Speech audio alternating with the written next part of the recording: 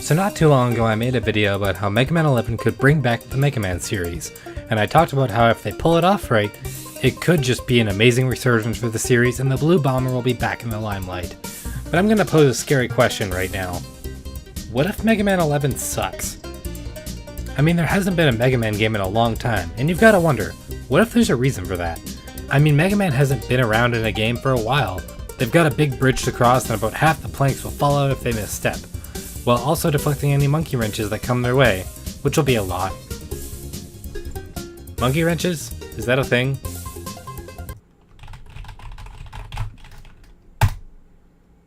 Oh yeah, it is a thing. Cool, I'm right on this one.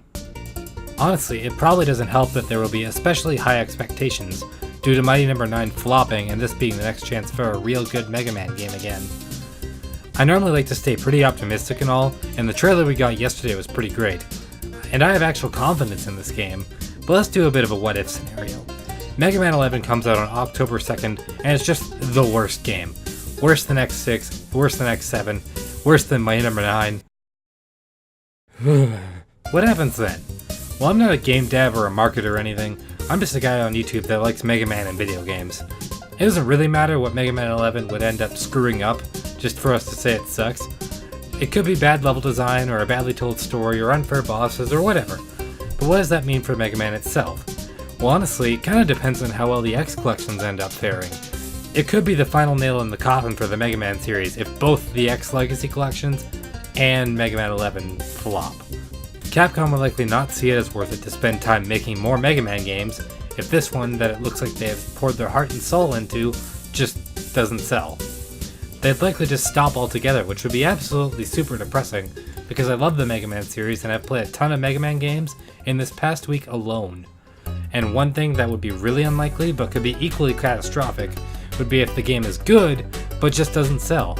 Mega Man 11 could be great and sell terribly because it might just not be the kind of game you can sell in today's market.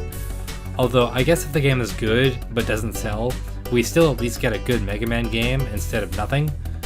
However, I don't think Mega Man 11 will be bad, especially with Capcom supporting the Switch after they were initially worried with the Wii U, which was understandable to be honest.